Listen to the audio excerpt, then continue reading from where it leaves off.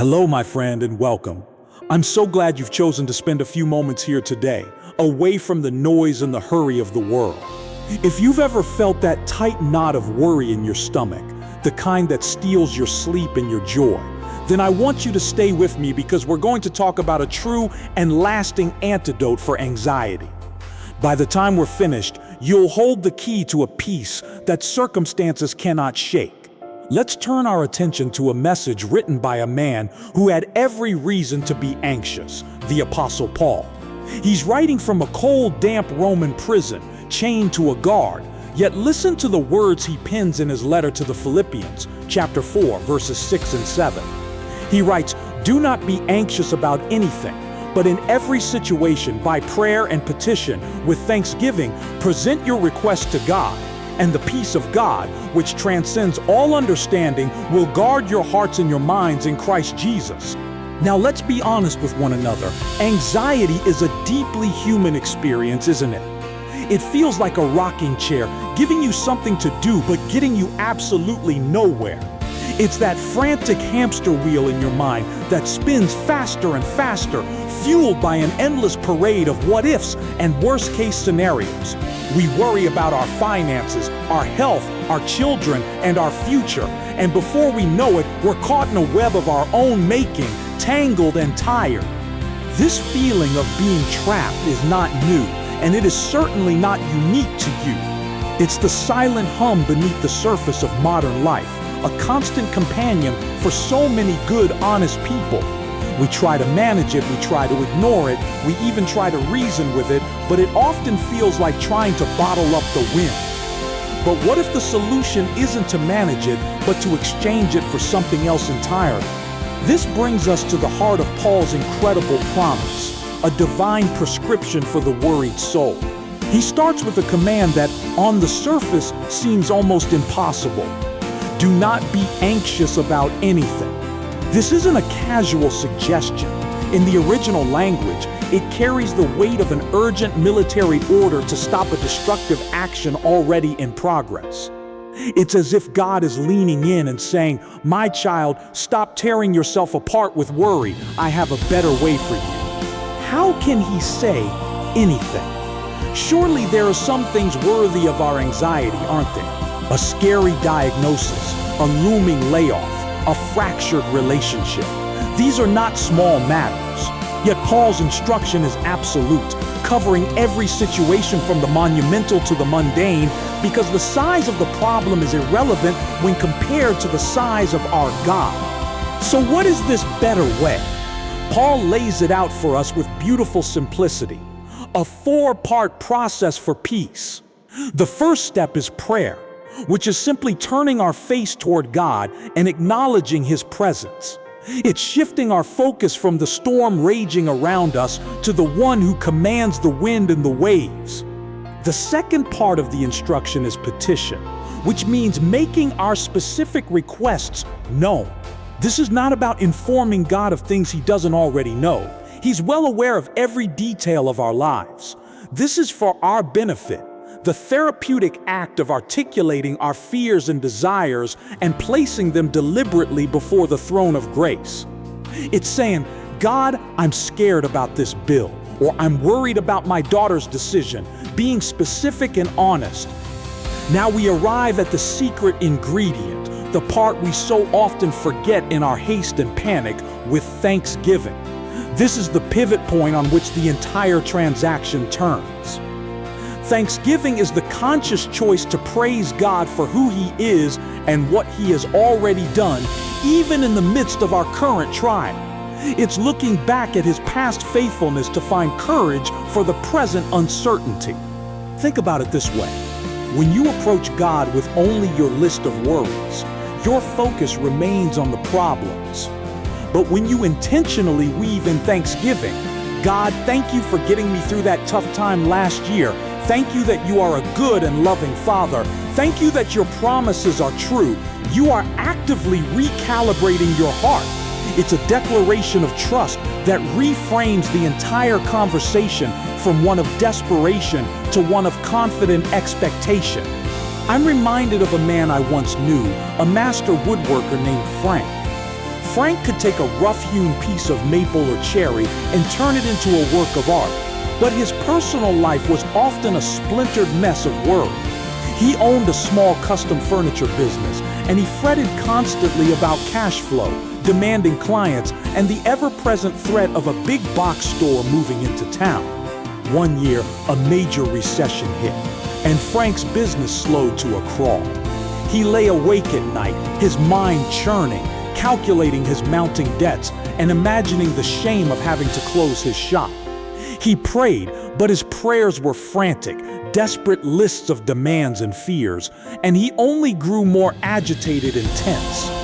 He became irritable with his wife and distant from his friends, a man imprisoned by his own anxiety. His wife, a gentle woman of quiet faith, finally sat him down in his silent workshop, the air thick with the scent of sawdust and despair. She didn't lecture him. She just opened her Bible to this very passage in Philippians. She said, "Frank, you've been praying, but have you been giving thanks?" He looked at her bewildered. "Thanks for what?" he grumbled. "For the fact that I'm about to lose everything I've worked for?" She smiled softly and said, "No, honey. Thank him that you had this shop to begin with. Thank him for the skill he put in your hands. Thank him for all the years he did provide, for every beautiful table and chair you ever built. And thank him that his love for you has nothing to do with this business." Something broke in Frank that day. With tears rolling down his dusty cheeks, he began to pray in a new way. He started not with his fears, but with gratitude, thanking God for his wife, his health, his hands, and for the simple gift of another day. As he did, a strange and wonderful thing happened. The crushing weight on his chest began to lift, replaced not by a solution to his financial problems, but by a quiet, unexplainable calm.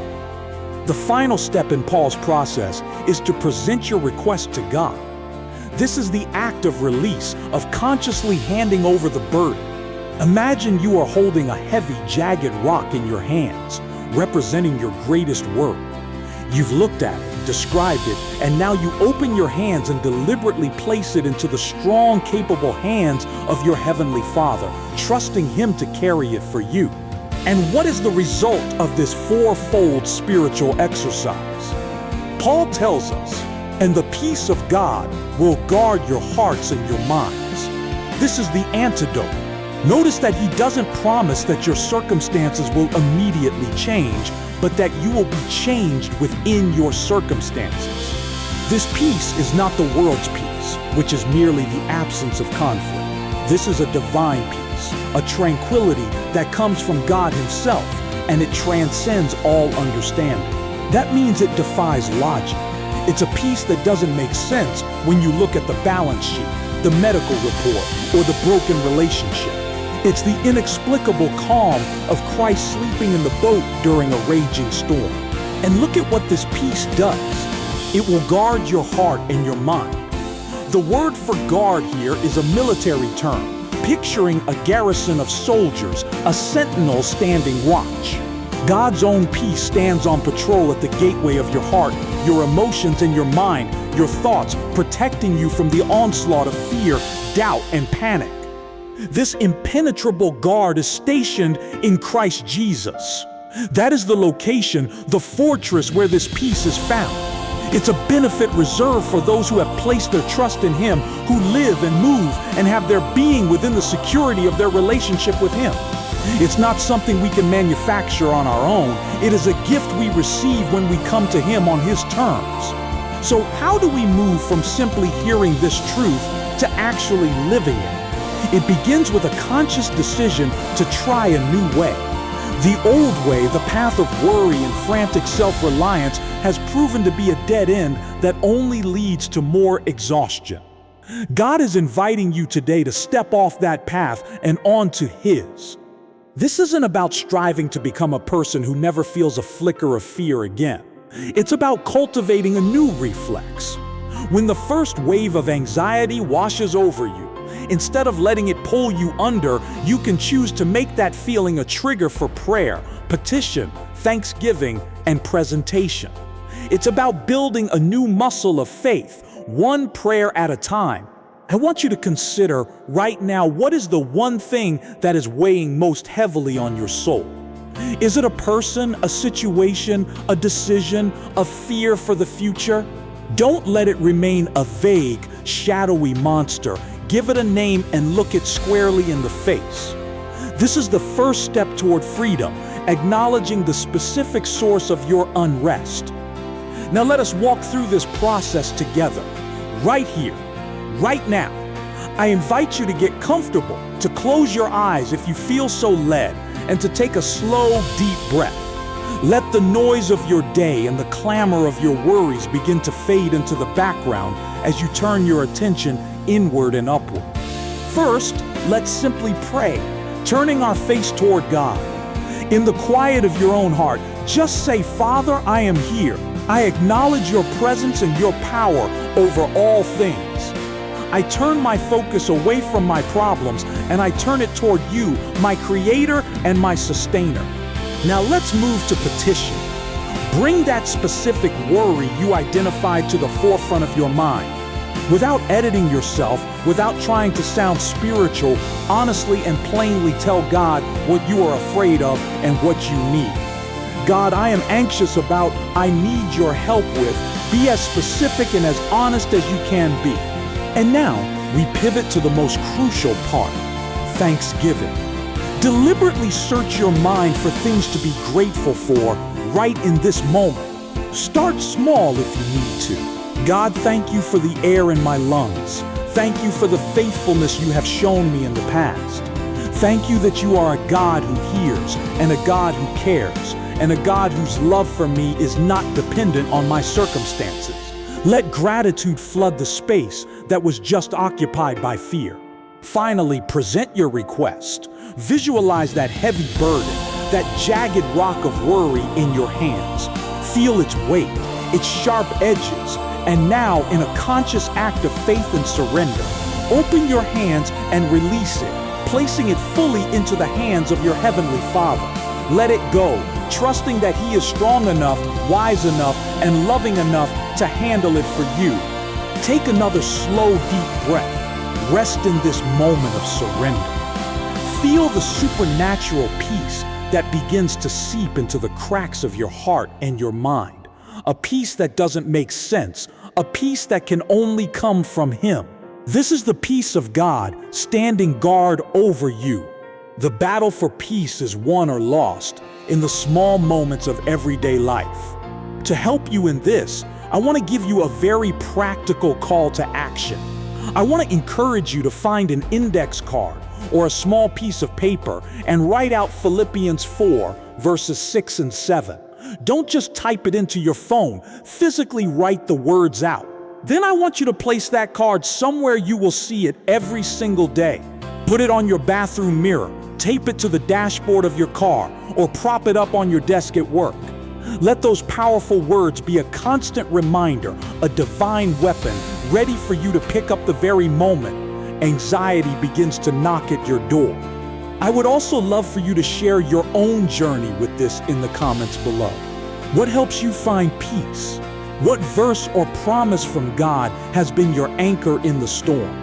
Your story might be the very encouragement that someone else needs to hear today, creating a community of hope right here. Thank you for allowing me into your day. It has been a privilege to open God's Word with you and explore the profound comfort it offers. Remember that you are not alone in your struggles, and there is a real, accessible antidote to the anxiety that seeks to steal your joy. And so, my friend, I leave you with this blessing. May you go from this place not with a new list of things to do, but with a new confidence in the one who holds you. May the peace of God, that wonderful peace which transcends all human understanding, stand as a mighty sentinel, guarding your heart and your mind in Christ Jesus, today and all the days to come. Amen.